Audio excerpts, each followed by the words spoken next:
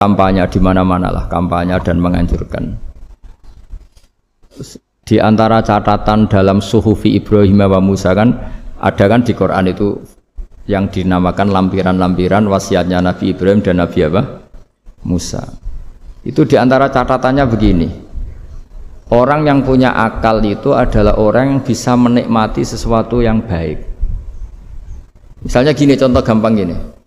Kamu punya anak pertama atau punya anak yang masih kecil, itu gendong tuh senangnya bukan main, melihat anak sehat tuh senangnya bukan main.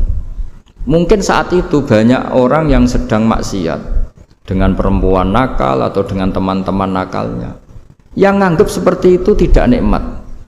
Tapi andaikan ini ditimbang ya ditimbang. Yang maksiat betulan, misalnya paling ukuran bahagianya itu 70%. Tapi yang ini, yang nimang anak baru lahir atau masih kecil, corong Jawa ngeloni anak, bisa saja bahagianya itu sampai 100%. Artinya selama ini kesalahan kita adalah nganggep maksiat itu pasti menyenangkan dan taat itu tidak menyenangkan. Makanya saya berkali-kali fatwa, untuk melawan kenikmatan maksiat, orang harus terbiasa menikmati taat, menikmati kebaikan. Jangan kira kita nimang istri nikmat, nimang anak nikmat, ketemu teman yang lama tidak ketemu juga nikmat. Artinya kita akan melewati berjam-jam untuk jagungan sama teman, sama anak, sama istri.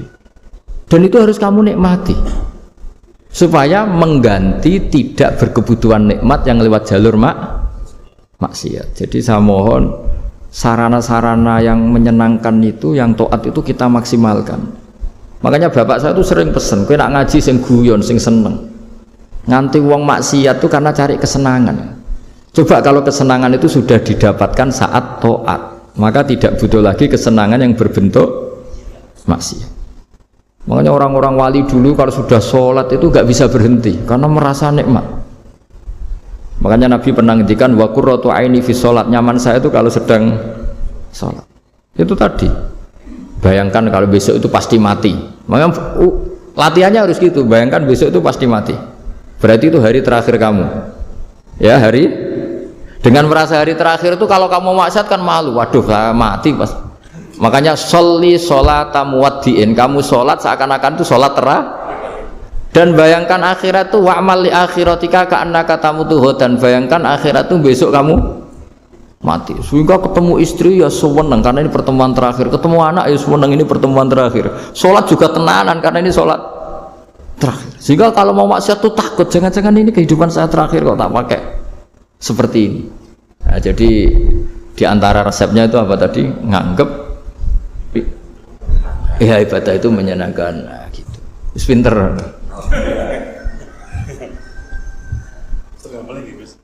Wah ini ada ringan. Tapi kamu jawab dulu ya. Ya apa saja dijawab. Biar ada, ya ada pembanding. Dinyalain mas. Oke, satu pertanyaan lagi Yus. Ini ada pertanyaan dari teman-teman mitra driver Grab. Saat mengantarkan barang tiba-tiba azan waktu sholat, ya, Gus. Lalu kita sebagai driver harus sholat dulu atau menyelesaikan orderan dulu karena itu juga amanah kan orderannya itu. Mungkin nganter barang atau mungkin nganterin penumpang. Mengingat barang tersebut sudah ditunggu pemiliknya dan penumpang tersebut juga sudah ada janji yang lain, pokoknya gitu. Nyuwun pencerahannya Gus gitu. Begini ya, ini kan fikih sosial ya. Saya jawab ini memang harus pakai fikih, nggak pakai rasa. Saya ulang lagi, pakai fikih, nggak pakai rasa. Waktu sholat itu kan banyak ya, diantaranya maghrib dan isya, duhur dan asar, terus subuh sendiri. Ya, ben sampean belajar fikih, orang belajar tasawuf ya. Nah, kalau subuh itu tidak ada toleransinya kalau waktunya sudah tinggal 10 menit karena tidak ada jamak. Ya, tidak ada apa? Jamak. Sehingga misalnya kalau kamu ngojek waktu tinggal 10 menit ya harus sholat. Tapi kalau sekedar dengar azan ya, ini penanyanya kayaknya itu teman kamu, jadi fikihnya kayak kamu, nggak jelas. Azan itu kan bukan akhir waktu sholat. Azan itu bukan akhir waktu sholat, tapi awal sholat. Itu tidak harus supir Grab, tidak harus supir Gojek. Meskipun kamu makan ada adzan ya teruskan saja, kan tidak akhir waktu sholat. Anda menerima tamu, gendong anak, atau sedang nyupir, atau sedang bercengkrama sama teman. Kalau ada adzan ya nggak apa-apa, misalnya diteruskan. Kan bukan akhir waktu sholat. Yang benar-benar harus ditinggalkan itu kalau waktu sholat misalnya tinggal 7 menit atau tinggal 8 menit. Waktu yang mau tidak mau kamu harus tasarrufkan, kamu peruntukkan injury time ya, injury time. Nah, gitu aja kok nggak tahu ya. Nah, lalu misalnya, kalau pertanyaan tadi mestinya kelasnya itu kelas afdoliyah. Utamanya gimana? Kalau wajibnya belum ada karena kan waktunya masih panjang. Jadi pertanyaannya bukan wajibnya tapi sebaiknya, karena ini semuanya belum mendesak kan. Andai kan kamu teruskan nganter barang kan tidak ada jaminan waktunya habis. Padahal kalau kamu memaksa sholat, mungkin citra kamu sebagai supir Grab tidak baik karena dianggap mengabaikan konsumen. Nah, terus kedua menyangkut jarak. Oke, seperti itu. Nah, sekarang kalau pertanyaannya dibalik, makanya yang dibalik ini agak ribet. Waktu sholat tinggal 8 menit. Ada konsumen yang minta diantarkan saat itu dan acaranya ke mall happy-happy, maka fatwa kita sebagai ahli fikih ya tantang saja, saya mau sholat dulu, kalau nggak sabar ya silakan cari yang lain kalau acaranya ke mall. Tapi kalau acaranya kelahiran atau transfusi darah atau mau nganterin darah ke pasien yang sudah koma, maka kita langsung, karena ibadah sosial itu didahulukan mengalahkan ibadah yang haknya Allah. Karena Allah itu zat yang tidak butuh ibadah kalian. Tapi kalau pasien ini kalau nggak nang kesampaian darahnya mati misalnya. Jadi gamane Allah luwih apian lah gitu. Makanya masyhur kalau dalam fikih hak Allah sama hak adami ini dimenangkan hak adami. Tapi bukan karena Allah kita kalahkan. Allah tidak butuh itu semua. Gitu. Jadi dikalahkan tapi bukan karena kalah, justru karena tidak butuh. Ya ibarat gini lah, Allah itu saking baiknya Allah kan pasti di atas orang tua kita. Itu pasti ulang lagi, baiknya Allah pasti di atas orang tua kita. Orang tua kita saja baik, apalagi Allah.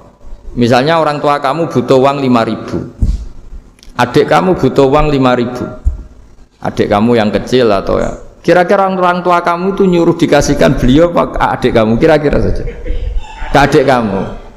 Nah, Allah itu saking baiknya, hal yang terkait Allah, misalnya tadi sholat tepat waktu sama ibadah sosial itu disuruh ibadah sosial. Karena ini kalau nggak kesampaian transfusi darahnya atau apalah, atau kamu dokter yang harus mengurus operasi waktunya tinggal 5 menit, kamu harus ngoperasi pasien dulu karena Allah bisa menerima sholat kamu. Nah, tak terangkan lagi ini fikih terus.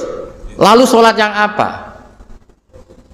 Kalau sholat itu antara maghrib dan isya dan nanti yang terlambat itu maghrib, kita ngikuti ulama yang mengatakan jika ada darurat maka maghrib dan isya boleh dijamak meskipun tidak atas nama pergi. Kan jarak kamu kan tidak jarak masafatu qasrin. Artinya apa? Misalnya saya dokter harus operasi, waktu saya tinggal 8 menit mau maghrib, ternyata harus ada operasi. Kalau saya nggak nangani mati, saya harus operasi. Dan nanti waktu saya maghrib habis itu tidak harus dikatakan qadha atau yang mengeluarkan maghrib dari waktunya.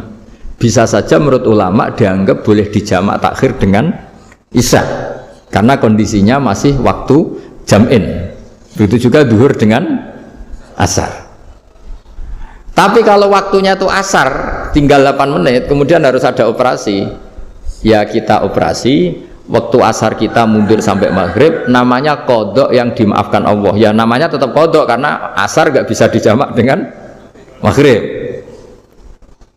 Jadi ini fikih ya. Jadi jawabnya harus jelimet. Jadi saya ulang lagi ya. Tadi kan pertanyaannya dengar adzan. Kalau adzan kan waktunya masih panjang. Apalagi misalnya maghrib kan waktunya kan taruh saja ada waktu seperempat jam. Ternyata andaikan kamu antar hanya butuh waktu 7 menit, kan nggak ngefek sama sekali. Saya nyanda gitu. Terus kalau driver umpamanya dapat order, ini yang tanya kamu malah mewakili dalam, kalau ada driver dapat orderan food nganterin makanan tapi makanannya non halal, itu fakihipun pripun? Nah, makanya itu tadi ya. Kamu tahu betul kalau itu non halal loh? Kalau itu sudah tahu pasti non halal. Nah, ya, daging Tyrannosaurus ngoten mungkin. Ya makanya tadi itu memang PR kita di semua profesi. Saya ulang lagi, itu PR kita di semua profesi. Jadi ya itu makanya pentingnya istighfar tuh di situ tuh sudah kita sebagai ulama menghalalkan tidak mungkin, mengharamkan kamu juga demo, ini pekerjaan Gus. Tapi yang jelas itu tidak bisa dihindari. Ya sama lah seperti orang di bis itu. Kadang-kadang kan didoain semoga semua penumpang hasil ke tempat masing-masing, dan kalau ada copet berarti kan doain copet juga hasil tujuannya. Jadi di semua profesi itu resikonya. Makanya tadi saya bicara tentang fikih. Kaidah umumnya menolong maksiat itu ya bagian dari maksiat, menolong taat itu bagian dari taat. Mau tidak mau harus ada hukumnya. Setidaknya barokahnya tahu hukum. Kalau kita salah belum istighfar gitu. Sudah salah nggak merasa salah itu. Jadi barokahnya tahu hukum itu paling enggak kan kita ya istighfar lah. Kan ya tadi seperti paket misalnya, kan ada saja orang paket yang jelas-jelas barangnya itu haram, tapi atas nama profesionalitas kan mungkin tetap dikirimkan. Tapi barokahnya ngerti hukum dia istighfar. Nah, tapi karena kalau kita menyarankan sudah ada usah pekerjaan yang lain banyak nanti kan rai-rai potongan tawakal dikandani ngono kan ya repot tuh. Nah, kalau kita kiai guys, gak apa-apa, rezeki pangeran sugih. Menurut sampean harus ternuntut, Gus saya karena fatwa jenengan saya sekarang miskin, ini gimana pertanggungjawabannya? Ya ribet kan? Tapi saya ulang lagi, itu seninya ngelola kehidupan semuanya seperti itu. Jadi makanya kita nggak pernah berhenti berdoa, Robbana dzolamna anfusana, karena dalam sisi semua hidup kita pasti ada unsur nggak benernya gitu.